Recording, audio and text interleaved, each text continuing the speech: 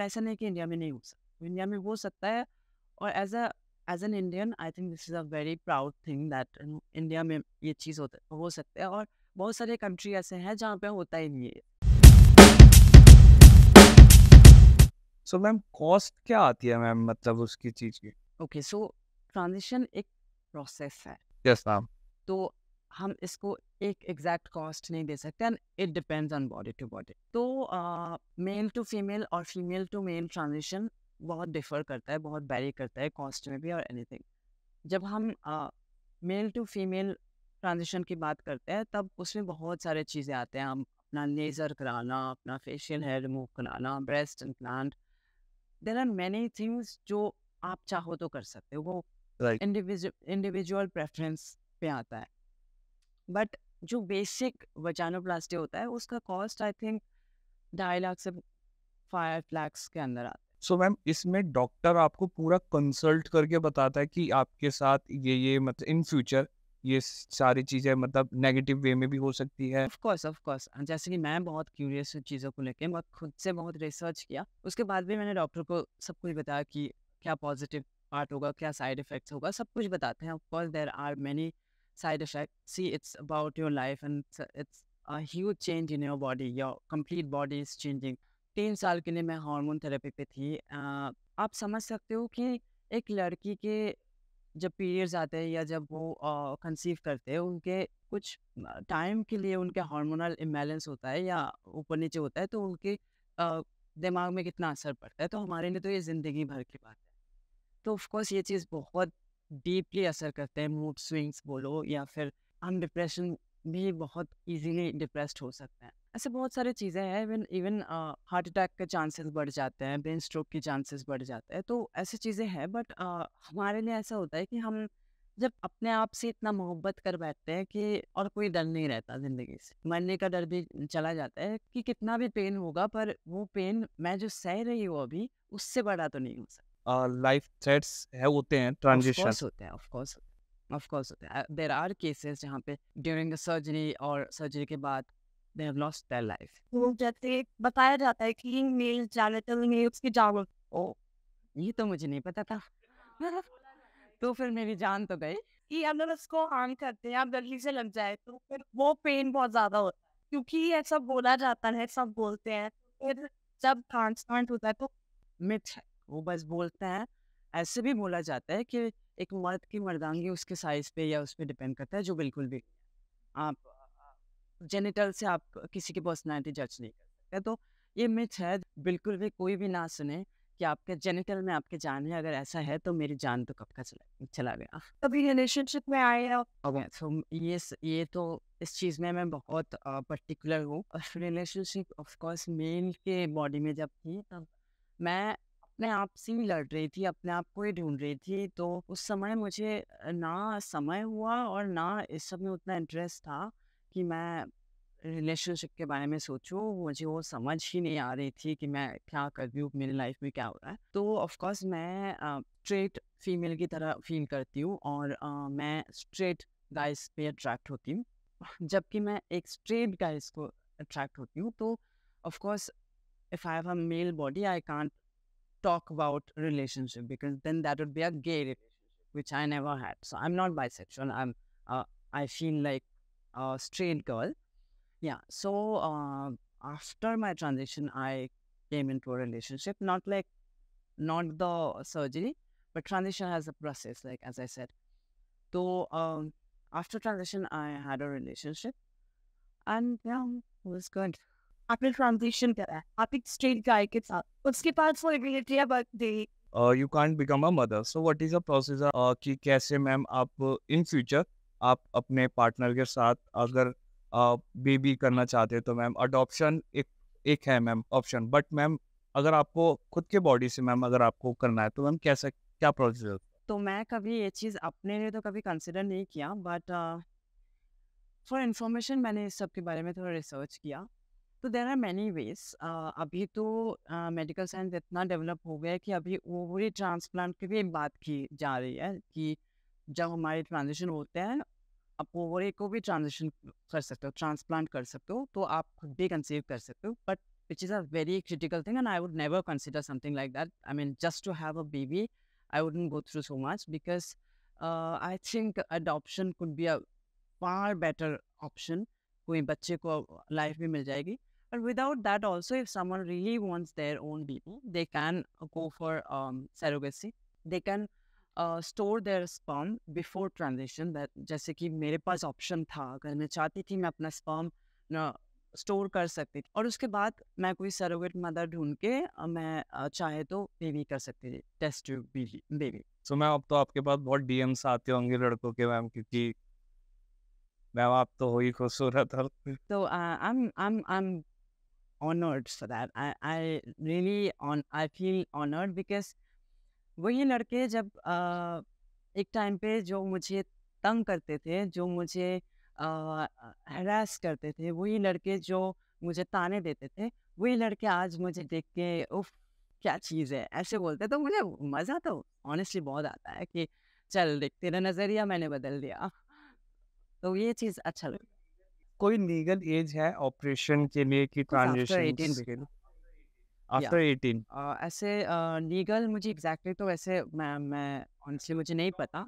Ma'am जब doctor consider करते हैं कि हाँ करना चाहिए, मुझे ऐसा लगता total body cost ma'am transition की कितनी बैठी मैम, मतलब अगर आपने सब कुछ as I said it's personal preference. अभी किसी को ऐसा भी लग सकता है कि मुझे सब कुछ करना है, मुझे हिप्स इम्प्लांट करना है, ब्रेस्ट इम्प्लांट करना है, मुझे लिप्स इंजेक्शन करना है, पूरा फेस बदलना है, facial feminization which is a very expensive surgery. तो उसका एक एक चीज़ की कीमत शायद 5, 7, 10 लाख के होंगे. तो आप सब कुछ कुल मिला के आप करोड़ भी खर्चा कर सकते हो, और अगर बिल्कुल नहीं कर सको बट मिनिमम मैं बोलूँगा 5 लाख तो मिनिमम होता है. सो मैम ये जो अभी है मैम दिल्ली और मुंबई में इस चीज़ को लेके क्या डिफरेंस है मैम? मैम दिल्ली में कैसे लोगों का नज़रिया है एंड मैम मुंबई में कैसा नज़रिया है?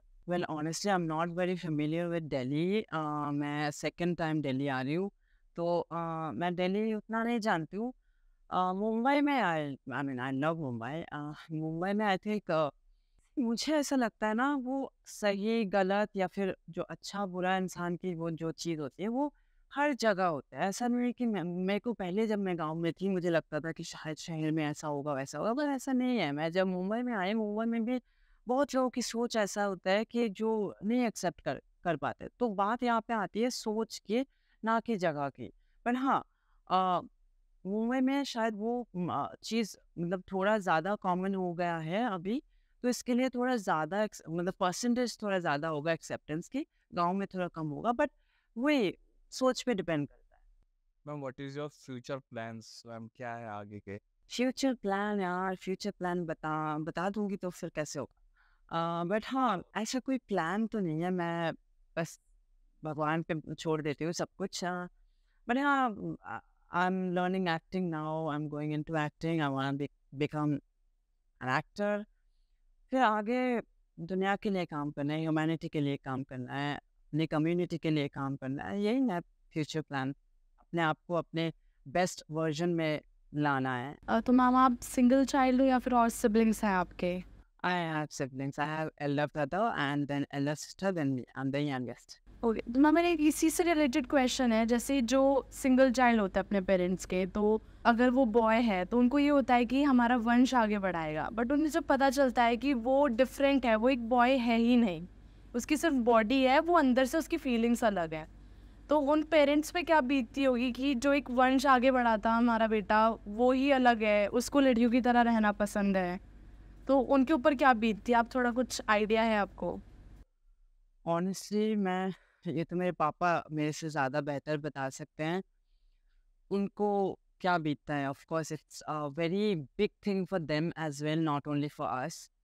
और आई थिंक वो चीज़ सिर्फ एक सिंगल पेरेंट के लिए नहीं है, सिंगल चाइल्ड के लिए नहीं है. कोई भी हो उनके ऊपर बहुत चीज़ें बीतती है. पर हाँ, जो आपने बोला है कि हमारे टिपिकल इंडियन सोसाइटी में ऐसा ही होता है कि वंश आगे बढ़ाने की चीज़, ये चीज़ बहुत रहती है. बट मैं बोलूँगी कि अगर सिंगल चाइल्ड है तो सिंगल चाइल्ड लड़की भी तो हो सकती थी ना. बच्चा तो बच्चा है. अभी आपके औलाद औलाद है, लड़का हो या लड़की. वो चीज़ again that is the acceptance thing. अगर पेरेंट्स एक्सेप्टिंग हैं, अगर वो एक्सेप्ट कर रहे हैं कि हाँ तो मेरा सिंगल चाइल्ड ही है, वो लड़का थे अब लड़की है, लड़का हो या लड़की हो, मेरे औलाद ही है ना। बात ये आती है। और वंश आगे बढ़ाने की बात इंडिया में नहीं करना चाहिए यार। वैसे भी बहुत पॉपुलेशन है, जितना पॉपुलेशन कम है वो बेटर है। हाँ हाँ हाँ, वो थोड़ा कम ही होना चाहिए। तो मैम आपके भाई बहन में मैम कभी ऐसा फर्क देखा गया कि मैम आपके भाई ने या आपकी बहन ने कभी ऐसा कंसिडर किया कि मतलब तू अलग है, मतलब या बचपन से मैम जो उनका था वो अभी भी सेम ऐसे ही उनका बिहेवियर है? मेरे लाइफ में जो सबसे बड़ा सपोर्ट है वो है मेरी दीदी, my sister. So of course like the way she has supported me, nobody done. वो मेरे साथ थी जब मैं अपने पापा से बात की, जब मैं सर्जरी के बाद किया, सब कुछ हर वक्त में वो मेरे साथ हैं और साथ रहेगी। And which is I would say ये मेरा प्रिविलेज है, उसके जैसे एक बहन मेरे साथ रहना। बट अदरवाइज मेरे भाई के साथ I am not very much like very much friendly, because he is like Elder than me, 6 years Elder than me. तो वो वहाँ पे रिस्पेक्ट की बात आ जाती है। वहाँ पे मतलब फ्रेंडली नहीं है हम उतना, बट रिस्पेक्ट करते हैं बहुत। वो ऑफ कोर्स समझने की कोशिश करता था, और कोशिश किया है। और अभी फिर भी वो मुझे कॉल करता है, और अभी फिर भी वो मुझसे बात करता है। वो चीज़ आई थिंक बहुत बड़ी बात है। I think I was not expecting him to understand, but he did, and which is amazing, बहुत बड़ी चीज़ है ये। Ma'am any serious relationship before transition and after? I had one relationship in my life, and I think I'm done with that. I like I'm not there anymore. We had a mutual breakup, and I'm good in my life now. I'm enjoying my life. तो ma'am transition के बाद मतलब आपके friend circle में क्या रहा कि friends ने कैसा बिहेवियर रखा आपके लिए? साथ रहे या डिच कर दिया, क्या सीन था? Well, I think it's very common in everyone's life. जब हम स्कूल में रहते हैं, स्कूल से कॉलेज जाते हैं, कॉलेज से वर्क प्लेस में जाते हैं, I think we all lose some friends and we all get new friends. ये बहुत कॉमन है, but this is very sad जब आप just because your transition, just because you're transitioning your body, you lose some friends. Same happened to me. देखो, मैं अपनी शरीर बदल रही हूँ, मैं जो इंसान हूँ वो नहीं बदल रही हूँ। मैं इंसान सेम ही हूँ, मेरे इमोशन सेम ही है, मेरे भावनाएं सेम है।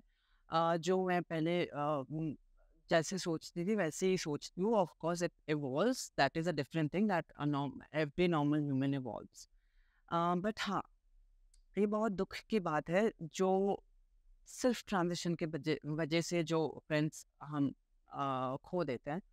मेरे लाइफ में भी ऐसा हुआ है, बहुत सारे फ्रेंड्स मैंने खो दिया। हाँ, मैंने कभी एक्चुअली ना उन्होंने कभी रीज़न बताया, और ना मैंने कभी उनसे कभी एक्सप्लेनेशन पूछा है, क्योंकि मुझे नहीं फ़र्क पड़ता है। अगर आप नहीं रह सकते हो साथ में, आपके लाइफ में अपना प्रॉब्लम रहेगा, and I understand that, it's completely fine.